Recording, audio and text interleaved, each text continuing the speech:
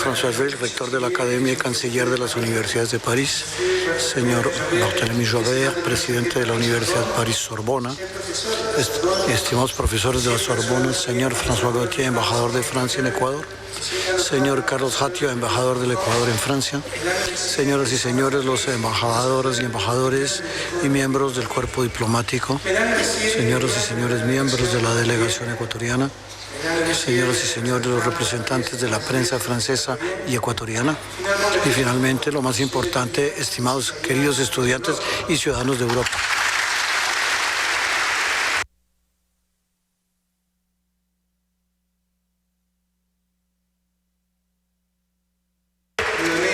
Voy a tratar de pronunciar mi conferencia en francés. En Ecuador se dice efectivamente que yo soy un mono afrancesado. Y vamos a dejar un poco de tiempo para pues, preguntas y debates. Veo muchos latinoamericanos aquí. Muchas gracias por estar aquí. Pero efectivamente voy a contestar, trataré de contestar en francés o en castellano, dependiendo de la pregunta. Sea como sea, transmito a ustedes el saludo muy afectuoso de más de 15 millones de ecuatorianos y de ecuatorianas. Y también un abrazo caluroso, tanto como la luz del sol equinoccial, cuyos rayos nos inunda allí donde estamos, es decir, en la mitad del mundo. Nuestros vínculos con Francia son históricos y estrechos. Desde las grandes ideas de libertad que se propagaron a través del mundo, transportando frutos decisivos hasta los acuerdos que hoy se han firmado por el gobierno de la Revolución Ciudadana del Ecuador con grandes unidades francesas para extender la excelencia indispensable a nuestros jóvenes y a nuestros profesionales. El precursor Francisco de Miranda, el libertador Simón Bolívar, pero también ellos también vivieron en Francia y prácticamente todos los héroes de nuestra independencia se inspiraron en las ideas francesas del siglo de las luces. En este caro país, un gran número de intelectuales y de hombres y mujeres políticos que en los años 70 y 80 del siglo anterior tuvieron que huir el yugo dictatorial que aplastaba América Latina, recibieron aquí igualmente una recepción franca y solidaria. Tal vez los conocen ustedes. Le he dedicado una buena parte de mi vida al mundo universitario. Y por esto es que me emociona profundamente y me pone nervioso, efectivamente, encontrarme aquí en esta alma mater, cuna y hogar de muy importantes propuestas revolucionarias como las de mayo de 68, que marcó un cambio de época en Francia y en toda Europa y que sigue influenciando generaciones enteras. Se dice con razón que desde el siglo XIII el nombre de la Sorbona evoca en el mundo entero uno de los más elevados lugares de la inteligencia y la cultura, de las ciencias y de las artes, de un saber milenario que ha atravesado los siglos y que resuena hasta nosotros como una promesa de excelencia. 8 siglos después de su fundación, la anciana sigue siendo el símbolo prestigioso del espíritu de todo un pueblo, de una historia que ha forjado a Francia, la Francia de hoy. Quiero hablar a ustedes de la crisis europea y del imperio del capital. Lecciones aprendidas a partir de la experiencia latinoamericana. Nosotros, latinoamericanos, somos expertos en crisis. No porque seamos más inteligentes que los demás, sino porque todas las hemos soportado. Y las hemos enfrentado muy mal, además. Y esto porque siempre hemos actuado en función del capital. Y observamos con preocupación que así es lo que está ocurriendo en Europa hoy. No hay nada nuevo bajo el sol. Lo que vive Europa en este momento es cosa ya vista. América Latina ya sufrió una larga crisis de deuda y temo que Europa esté cometiendo los mismos errores que nosotros cometido. En los años 70 y en particular a partir de 1976, los países latinoamericanos entraron a una situación de endeudamiento externo intenso.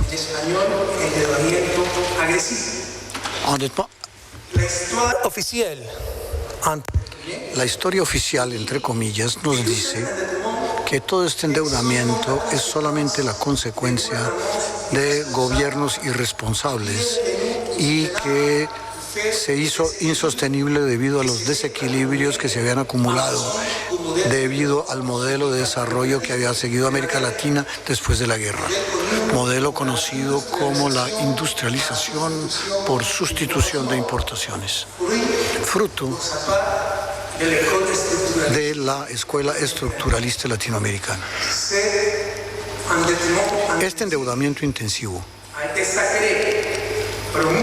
fue sacralizado, promovido y también impuesto por los organismos financieros internacionales de siempre, con el pretexto de que los medios de financiar los proyectos de alta rentabilidad que abundaban en los países desarrollados de América en esa época nos llevarían al desarrollo, mientras que el rendimiento de estas inversiones permitiría pagar fácilmente las deudas contraídas.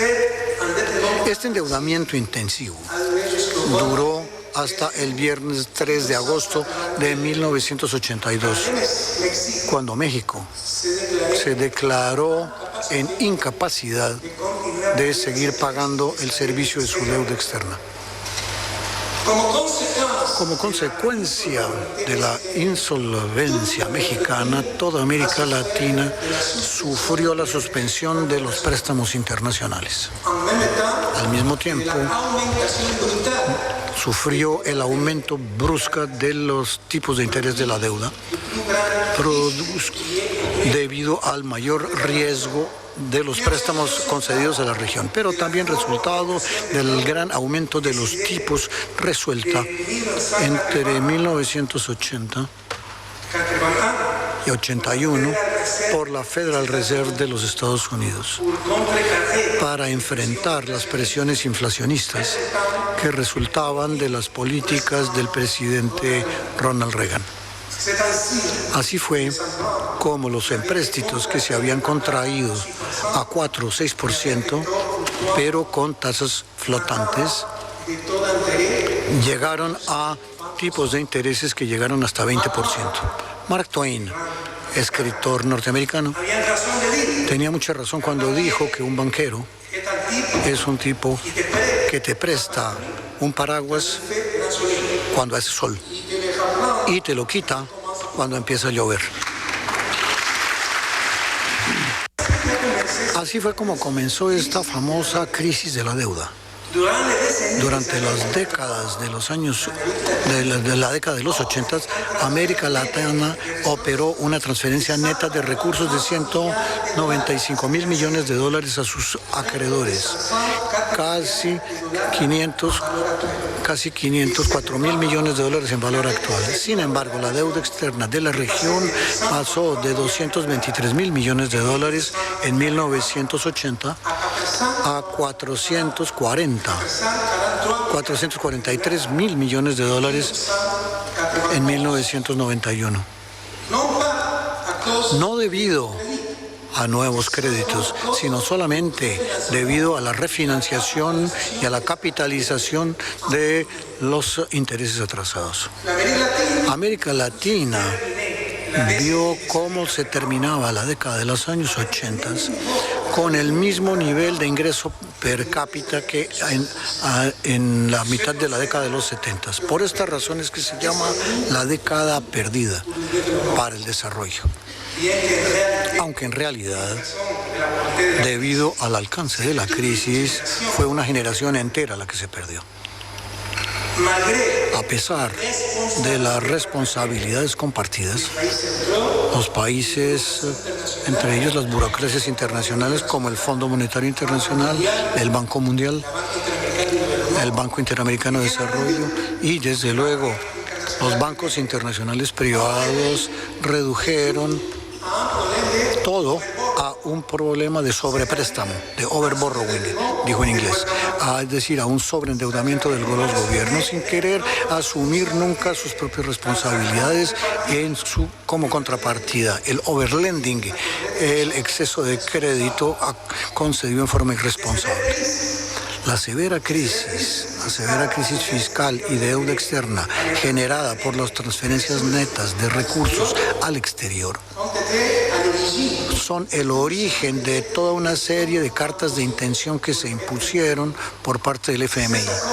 Esos acuerdos obligatorios permitían conseguir préstamos de parte del organismo, pero igualmente su aprobación para poder renegociar las deudas bilaterales con los países acreedores que están reunidos en el Club de París. Los diversos paquetes de ajuste estructural y de programas de estabilización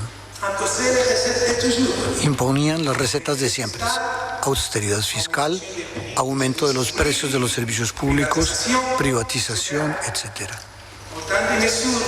Otras tantas medidas por medio de las cuales no se estaba buscando salir más rápido de la crisis ni recuperar el crecimiento y el empleo, sino garantizar el pago de la deuda a los bancos privados. Los así llamados programas de salvamento del FMI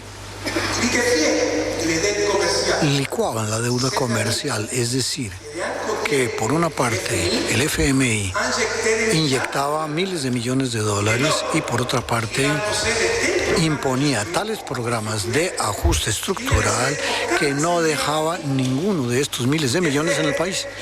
De hecho, no se trataba sino de liberar recursos para el servicio de la deuda contratada ante la banca privada. Al final de las cuentas, el país seguía endeudado. Los países seguían endeudados, no ya ante los bancos privados, sino ante organismos financieros internacionales, protegiendo en esta forma los capitales financieros privados. Al comienzo de los años 80, un nuevo paradigma de desarrollo empezó a imponerse en América Latina y en el mundo: el neoliberalismo. Este nuevo consenso, entre comillas, con la estrategia bajo la estrategia de desarrollo se llamó Consenso de Washington.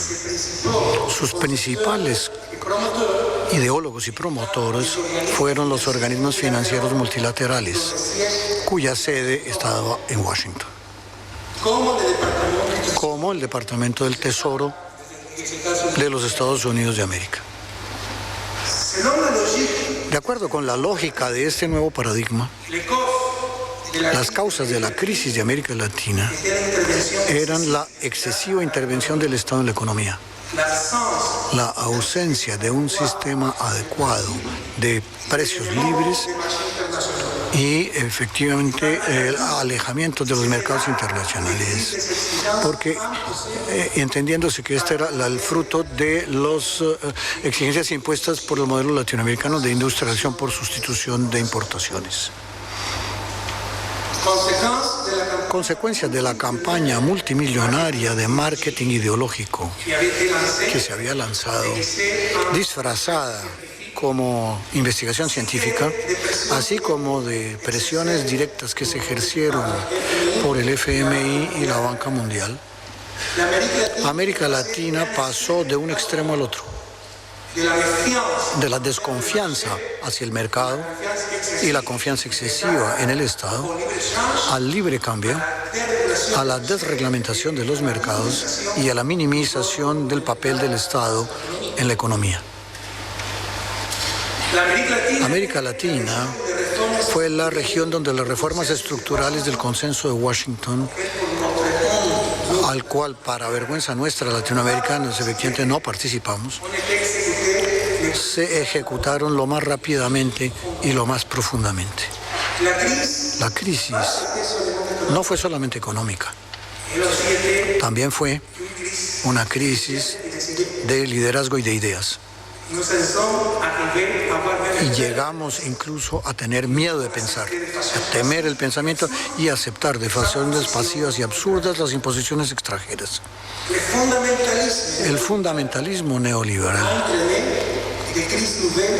produjo nuevas y severas crisis. Como yo lo decía, somos expertos en crisis, porque las hemos sufrido todas.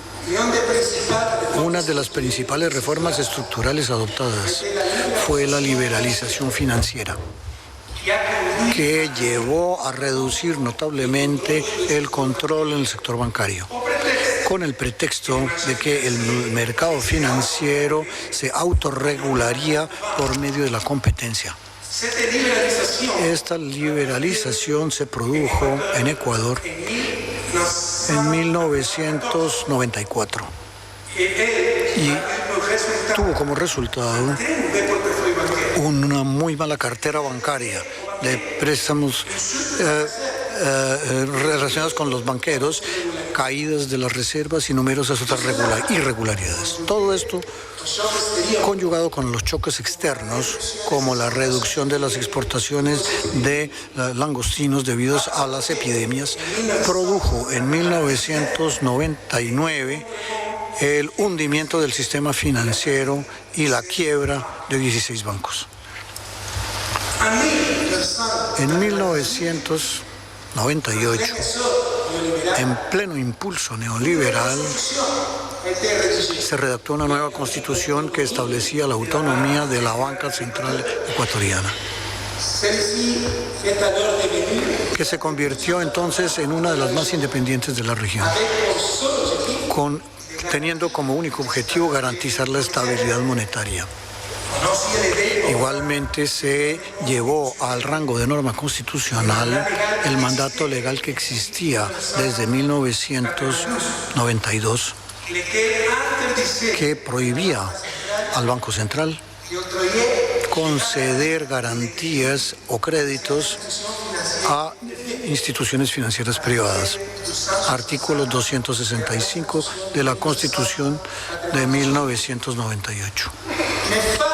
Pero frente a la inminencia de la crisis y gracias a la complicidad entre el poder financiero y el poder político, se introdujo una disposición transitoria de acuerdo con la cual, y cito, hasta que el Estado disponga de los instrumentos legales adecuados para enfrentar las crisis financieras y durante un periodo de 2 años o más, a partir de la puesta en vigencia de esta Constitución, el Banco Central del Ecuador podrá conceder préstamos de estabilidad y de solvencia a las instituciones financieras. Transitoria 42 de la Constitución. Se estaba preparando el terreno para el salvamento de la banca, que empezaría apenas 4 meses más tarde. Se adoptó en esta forma, al final del año 98, la Ley de Garantías de Depósitos, que obligó al Estado a garantizar 100% de los depósitos sin límite de importe, incluyendo los depósitos offshore. Al día siguiente de la promulgación de la ley, se entregaba al Estado el mayor banco del sistema, Filambanco, en quiebra. En una última tentativa de salvamento de los bancos, en marzo de 1999, se prohibió el retiro de los fondos depositados en los bancos. Recuerdo que esto también pasó en algunos países de Europa, medio por el cual efectivamente el patriarca del neoliberalismo realizó probablemente la mayor confiscación de bienes privados de toda la historia del país. Y esta congelación se produjo en que el tipo de cambio de la moneda nacional, que era el sucre en la época, era de 10.000 sucres por dólar. Se podían finalmente retirar los depósitos un año más tarde en dólares, pero con un tipo de cambio de 25.000 sucres por dólar. Esto significa que los depositantes se vieron obligados a trasladar a los bancos 60% de sus ahorros, lo que significaba alrededor de 2.500 millones de dólares. No necesito insistir en el costo social de esta congelación bancaria. Basta decir que provocó el suicidio de numerosas personas que se quedaron sin nada, ni siquiera con qué pagar las medicinas o los médicos. La moneda nacional se depreció gravemente, porque paradójicamente la banca central nueva y autónoma, llamada constitucionalmente a estabilizar la moneda, pero que no era nada más que una sucursal de los banqueros, triplicó la masa monetaria para estos salvamentos bancarios. Esto destruyó la moneda nacional. Y frente a la aceleración de la inflación al comienzo de los del año 2000, el dólar norteamericano se adoptó como moneda única. Observen ustedes el problema de Europa hoy, sin monedas nacionales, pero con por lo menos una moneda común. Imaginen la vulnerabilidad del Ecuador, que tiene una moneda extranjera. Debido a la crisis, casi 2 millones de ecuatorianos abandonaron el país en pocos años, por todos los medios. Tuvimos terribles tragedias, naufragios similares a los que desafortunadamente se producen hoy con los emigrados del norte de África. En ciertas zonas de gran emigración, hasta 60% de los niños fueron educados sin sus padres, y hemos incluso conocido suicidio de niños, fenómeno inédito en nuestro país. La emigración realmente fue una de las peores tragedias de nuestra historia nacional.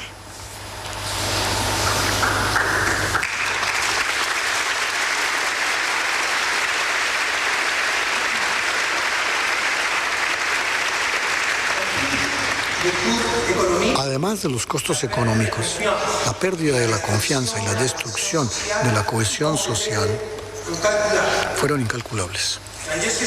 Cuando llegué al gobierno en enero de 2007, encontré un país totalmente desmoralizado.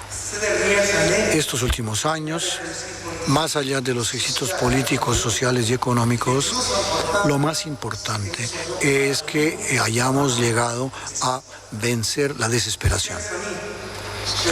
Estimados amigos, estimados estudiantes, muchas cosas que he relatado aquí brevemente las deben ustedes conocer probablemente. La Unión Europea sufre hoy una crisis de deuda producida y agravada por el fundamentalismo neoliberal. Respetamos la libertad y la independencia de cada región del mundo, pero nos sorprende ver que Europa, tan iluminada por otras partes, por otros lados, está repitiendo exactamente los mismos errores que en su tiempo cometió América Latina. Los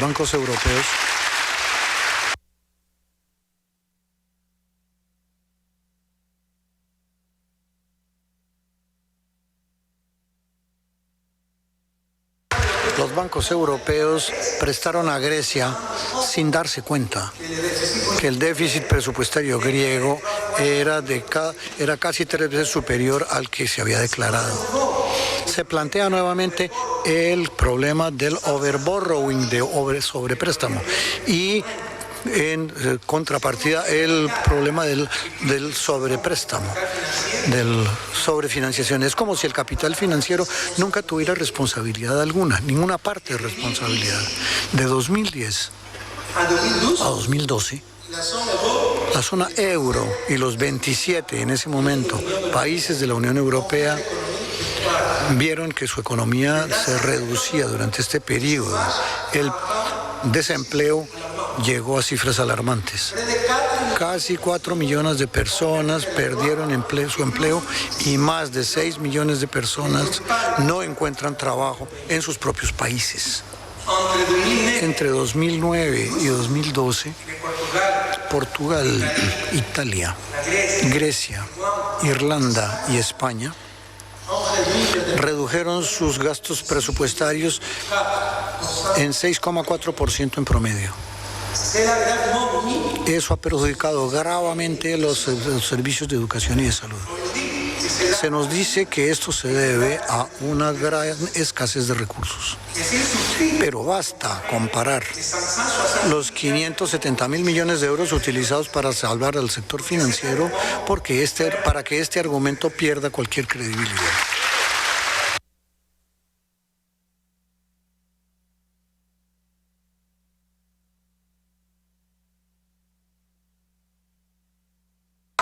En Portugal, en Grecia y en Irlanda, los importes de estos salvamentos bancarios son superiores al total de los salarios anuales percibidos por los trabajadores.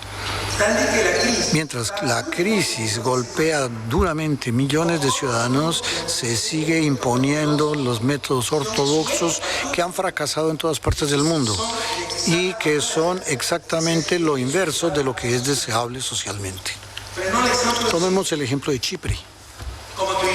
Como siempre, el problema empieza con un sector financiero desreglamentado, desregulado. En 2012, la mala gestión financiera se hace insostenible. Los bancos chipriotas, particularmente el Banco de Chipre y el Banco Laiki, habían concedido préstamos a Grecia, préstamos privados, por un importe superior a todo el Producto Interno Bruto chipriota. En abril de 2013, la Troika, trío compuesto por el FMI, el Banco Central Europeo y la Comisión Europea, propuso un salvamento de 10.000 millones de euros condicionado a un programa de ajuste que incluya la reducción del sector público, la supresión del sistema de pensión por repartición para los nuevos funcionarios, la privatización de las empresas públicas estratégicas, medidas de ajuste presupuestario hasta 2018, limitación de los gastos sociales, creación de un fondo de salvamento financiero cuyo objetivo era sostener a los bancos y resolver sus problemas, además de congelación de los depósitos superiores a 100.000 euros. Nadie duda que son necesarias las reformas. Nadie lo duda, que es necesario corregir graves errores, incluso originales, porque en la Unión Europea se ha incluido países con diferenciales de productividades muy considerables que no se reflejaban en los salarios nacionales, cosa que era insostenible, pero que nadie tiene la menor duda del hecho de que fundamentalmente las políticas adelantadas no llevan a salir de la crisis a un costo mínimo para los ciudadanos europeos, sino que fundamentalmente se está buscando el pago de la deuda a los bancos privados de ciertos países. Hemos hablado de países endeudados. Ahora hablemos directamente de ciudadanos endeudados. Tomemos el caso de España. La falta de regulación y el exceso de liquidez de los bancos españoles generaron una inmensa cantidad de crédito hipotecario que produjo una gran especulación inmobiliaria. Los bancos mismos buscaban a los clientes, estimaban y evaluaban el precio de sus alojamientos y les prestaban aún más para la compra de los automóviles, los muebles, los electrodomésticos, etc. El crédito estaba basado en contratos adhesivos, es decir, contratos según los cuales la voluntad del banco prima en cualquier circunstancia. Los ciudadanos simplemente firmaban un contrato que contenían cláusulas inverosímiles, que estipulaban, por ejemplo, que el banco podía modificar literalmente todos los términos del contrato sin estar obligado a avisarle al cliente. En otras palabras, eso no era un contrato,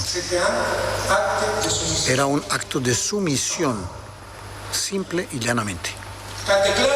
Cuando estalló la burbuja inmobiliaria y llegó la crisis,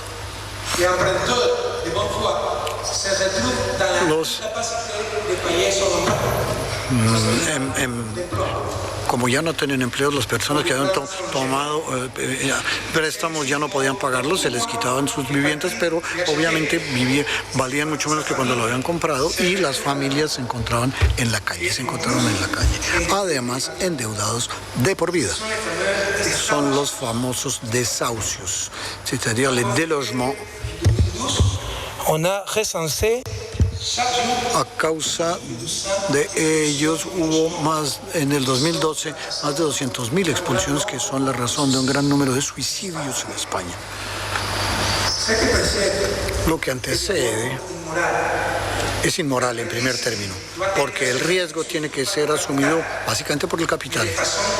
Pero en forma análoga a lo que ocurre con el país, el capital no tiene responsabilidad alguna y todos los riesgos caen en las familias. Lo que debería aplicarse es la dación en pago, muy común en el derecho anglosajón, es decir, que la garantía, en este caso preciso, la vivienda, borre la deuda, cancele la deuda. En segundo lugar, además de constituir abusos puros y simples de parte del capital, se trata aquí de una aberración económica. El objetivo de la economía es satisfacer las necesidades humanas. Y en el caso español, se va a llegar al peor de los mundos. Familias que necesitan vivienda para habitar, que no tienen alojamiento, y bancos que no necesitan alojamiento alguno, que no tienen nada que hacer con todos los alojamientos que tienen en las carteras. No estamos frente a una falta de recursos real, sino un problema de falta de coordinación económica y social. Es decir, un problema que puede resolverse por la política económica y por la intervención adecuada del Estado. Tal vez, en el caso europeo, las estrategias de endeudamiento intensivo no se hayan impuesto, pero la mal llamada ciencia económica funcional o grupos de poder sí. Para parafrasear a Joseph Stiglitz, premio Nobel de Economía, la ciencia económica es una de las principales responsables de la crisis que estamos viviendo.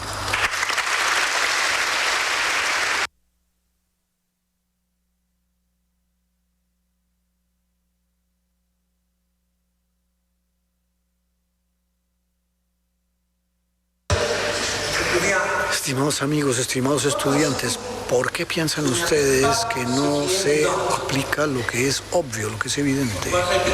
¿Por qué repetimos siempre lo peor? Porque el problema no es técnico, sino político.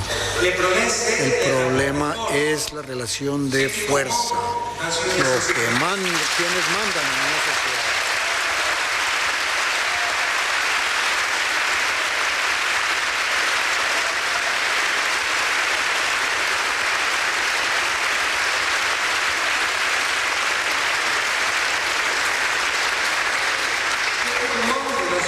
Los que mandan en una sociedad, los seres humanos o el capital. El problema es que nosotros no tenemos sociedades con mercados, sino sociedades de mercado, en las cuales las vidas, las personas y la sociedad misma se convierten en simples mercaderías. El peor daño que le hemos hecho a la economía es haberla sustraído a su naturaleza original de economía política. Se nos hizo creer que todo era técnico. Se disfrazó la ideología con el ropaje de la ciencia y haciéndonos hacer abstracción de las relaciones de fuerza que hay dentro de una sociedad, a todos nos pusieron al servicio. Se puso todo al servicio de los poderes dominantes, básicamente de lo que yo llamo el imperio del capital. Para entender aún mejor el porqué de la crisis y de esta terrible gestión, hay que pasar de los insoportables tecnicismos y el simplismo del análisis económico moderno a una lectura desde el punto de vista de la economía política, analizar las relaciones de fuerza y de enfrentamiento en las sociedades y a su expresión en las relaciones de producción, para utilizar un término propio de los economistas clásicos. Observemos ahora qué ocurrió partiendo de un enfoque de economía política. Por ejemplo, la estrategia del endeudamiento intensivo que produjo la crisis de la deuda latinoamericana. No busquemos a ayudar a los países, no buscaba a desarrollar los países, sino simplemente la urgencia de colocar los excesos de liquidez que existía en el mercado, en el mercado financiero del primer mundo, generados por lo que se llamó los petrodólares, es decir, las enormes cantidades de dinero que los países árabes, productores de petróleo, tenían en los bancos de los países desarrollados. Esos petrodólares provenían, por su parte, de los elevados precios del petróleo, que se habían hecho muy altos a partir de 1974, como consecuencia del embargo impuesto por los países árabes a los países que sostenían a Israel en el momento de la guerra de Yom Kippur, octubre de 1973. Estos elevados precios se mantuvieron debido a la consolidación de la Organización de Países Exportadores de Petróleo, la OPEP. Esta fue la principal razón por la cual los depósitos en la banca internacional aumentaron de 82.000 millones de dólares al comienzo del 75 a 445.000 millones en 1980. Esto equivaldría a 1,3 trillones de dólares actuales. Frente a la necesidad de colocar estas enormes cantidades de dinero, el llamado tercer mundo se consideró por vez primera como sujeto de crédito. Esta es la razón por la cual en la segunda mitad de los años 70 se empezó a observar en América Latina largas filas de banqueros internacionales que trataban de colocar todo tipo de créditos, incluyendo para financiar los gastos corrientes y la adquisición de armas para las dictaduras militares que en esa época gobernaban numerosos países de la región. Esos banqueros que nunca venían a la región, ni siquiera como turistas, empezaron a traer justamente con mucha frecuencia grandes valijas de comisiones, además, para comprar con funcionarios corrompidos y hacerles aceptar préstamos por cualquier tipo de inepcia. Mientras los organismos financieros internacionales y las agencias de desarrollo seguían vendiendo la idea nefasta de que lo que convenía hacer era endeudarse. La economía política que subtiende la independencia de los bancos centrales sirve para garantizar la continuidad del sistema independientemente de quién haya ganado las elecciones. Es indiscutible, esta verdad indiscutible, relativamente nueva en la ciencia económica, llegó al comenzar los años 90. justificada por los así llamados estudios empíricos que demostraban que la independencia del Banco Central generaba un mejor rendimiento macroeconómico. Como diría Ronald Coase, primer premio Nobel de Economía de la Escuela Institucionalista, premio que recibió en 1991, la regresión que se produjo en estos estudios empíricos no era nada más que una tortura de los datos para hacerlos confesar, para obligarlos a confesar. Porque el fundamento teórico de ese así llamado descubrimiento empírico era que los bancos centrales independientes podían actuar en forma técnica, lejos de las influencias políticas perniciosas. Con un argumento tan absurdo, también habría que darle autonomía entonces al Ministerio de Finanzas, habida cuenta que la política fiscal tiene que ser puramente técnica.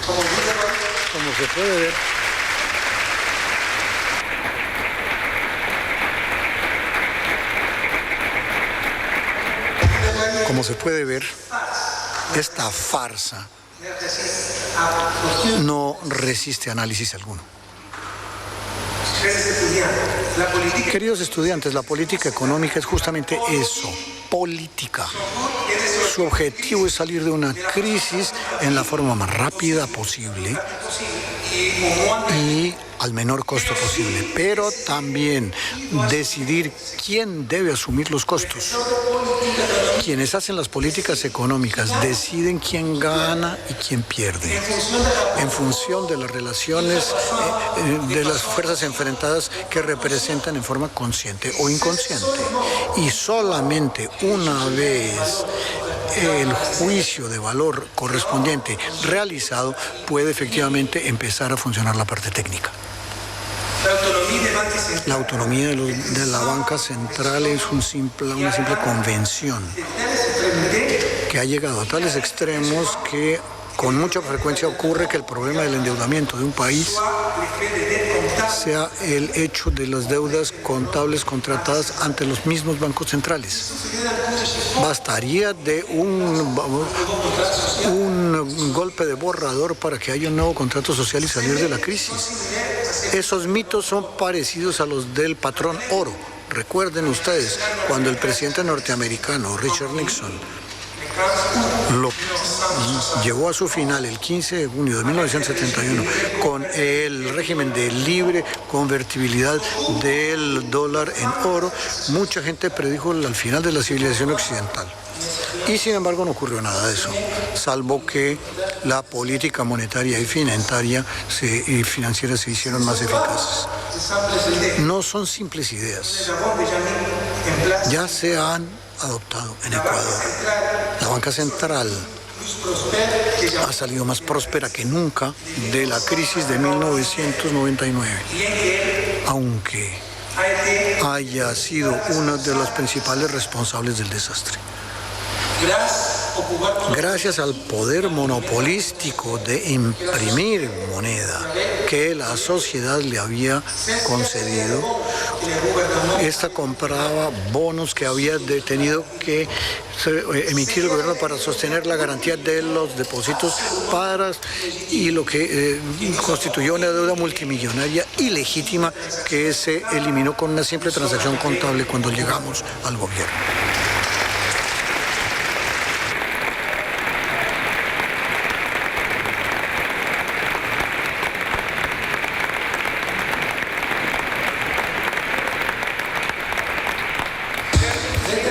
Además de haberse hecho autónomos, los bancos centrales se dedicaron a mantener la estabilidad monetaria únicamente, es decir, al control de la inflación. A pesar del hecho de que los bancos centrales que dependen de los gobiernos y comprometidos en políticas de crecimiento y de empleo desempeñan un papel fundamental en el desarrollo de países como Japón o Corea del Sur. Hasta los años 70 del siglo anterior, el objetivo fundamental de la Federal Reserve era velar por la creación de empleo y el crecimiento económico. Solamente con la presión inflacionista del comienzo de los años 70, debidos a la guerra de Vietnam, y una vez dejados atrás los traumatismos de la Gran Depresión, fue que el objetivo de promover la estabilidad de precios quedó integrada.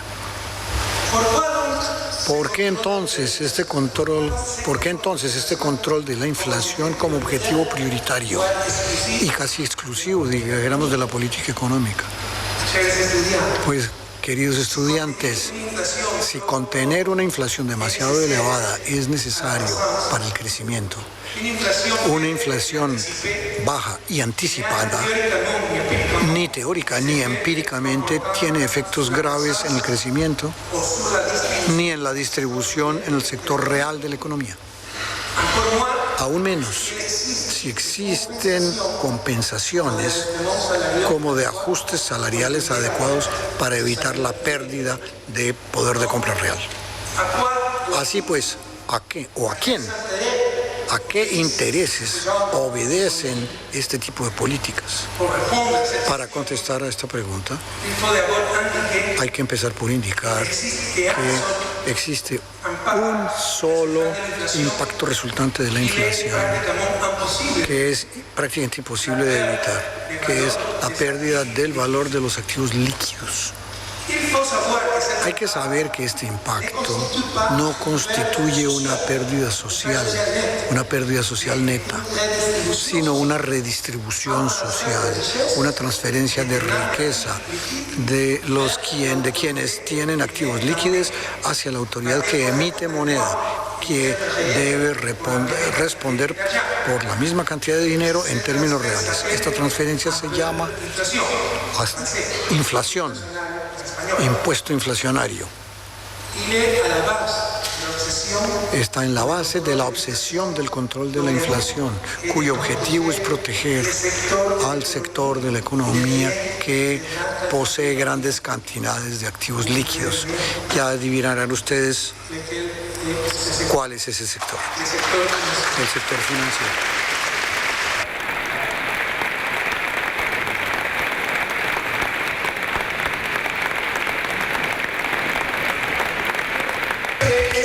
La prioridad exclusiva dada por la política económica a la estabilización de los precios también implica en la práctica el abandono de las políticas presupuestarias destinadas a mantener el pleno empleo de los recursos en la economía. De este modo, la política presupuestaria es procíclica. Ello significa que en lugar de atenuarlos, agrava los episodios de recesión y de desempleo. Por justamente perseguir los superávits presupuestarios independientemente de la situación de la economía real. Se intenta así controlar la demanda acumulada para reducir la inflación y también, probablemente, sobre todo, por el hecho de liberar recursos para el servicio de la deuda pública. Todas ellas son funciones de poder. Fundamentalmente es el sector financiero de la economía, el gran detentor de activos líquidos, el que tiende a descapitalizarse con la inflación. Lo que prueba, nuevamente, que la política económica aplicada en América Latina durante décadas y hoy, desgraciadamente, en Europa, ha tenido como condición primordial la de proteger el capital financiero independientemente de los costos que ello puede acarrear en otros agentes y en la economía en su conjunto.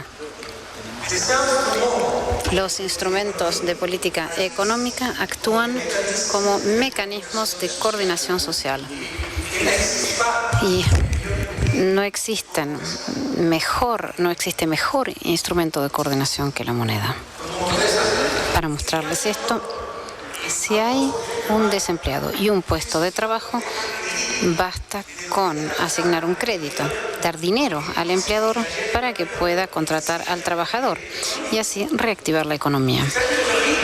Es una teoría bastante conocida, llamada teoría keynesiana, en honor del gran economista inglés John Maynard Keynes, que ha desarrollado de forma detallada hace más de 80 años, con bancos centrales autónomos exclusivamente dedicados a la estabilidad monetaria. Todo ello queda dejado de lado y la sociedad ha perdido uno de los principales mecanismos de resolución de crisis y de coordinación social en general. Los bancos centrales autónomos, cuyo único objetivo es garantizar la estabilidad monetaria, forman parte del problema, no de la solución.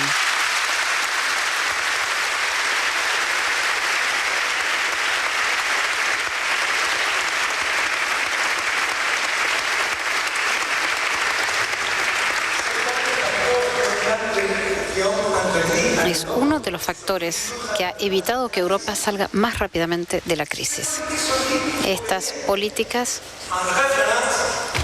se han bautizado como políticas hooverianas, en honor al presidente americano Herbert Hoover, que a principios de la Gran Depresión estadounidense de la década del 30 acentuó la crisis con ese tipo de medidas. Como les había dicho, no hay nada nuevo bajo el sol. Jóvenes ciudadanos de Europa, las capacidades europeas están intactas. Ustedes lo tienen todo: talento humano, recursos productivos, tecnología.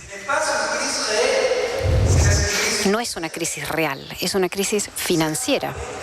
Es un problema de coordinación que se resume con la política económica, la teoría que se resuelve con la teoría económica de subempleo a corto plazo, como quieran llamarla, poco importa, pero las relaciones de poder dentro de nuestros países y a nivel internacional, todas son favorables al capital y esencialmente al capital financiero. Con la complicidad de la supuesta ciencia económica y de las burocracias financieras internacionales, muchos ciudadanos están convencidos de que no hay otra alternativa. Pues bien, las hay. La solución de la crisis reposa en la reconquista del control de capitales y mercados por parte de los ciudadanos y las sociedades que han de imponerse.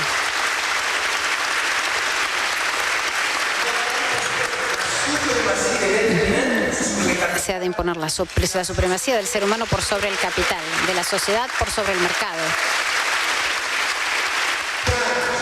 Queridos estudiantes, amigos, ciudadanos de Europa, los desafíos el desafío consiste en liberarse del imperio del capital y de su principal prolongación, la inteligencia del mercado.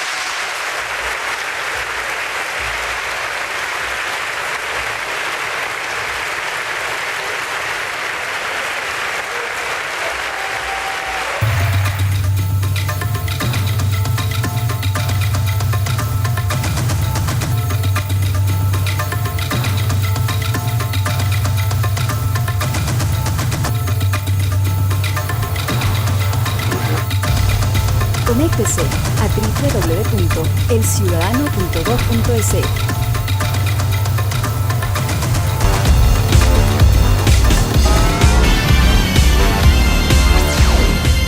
La inmediatez y la veracidad se juntan. Si usted quiere estar al tanto del quehacer noticioso. Hola, buenas noches. Este es informativo de la televisión pública en horario inusual por la transmisión de la conferencia magistral del presidente Correa en la Universidad de la Sorbona en París, Francia. ¿Qué tal, amigos de la televisión pública? Precisamente empezamos el informativo con un reporte de las actividades que realizó el jefe de Estado en el país europeo. Mario Mosquera nos La inmediatez y la veracidad se juntan.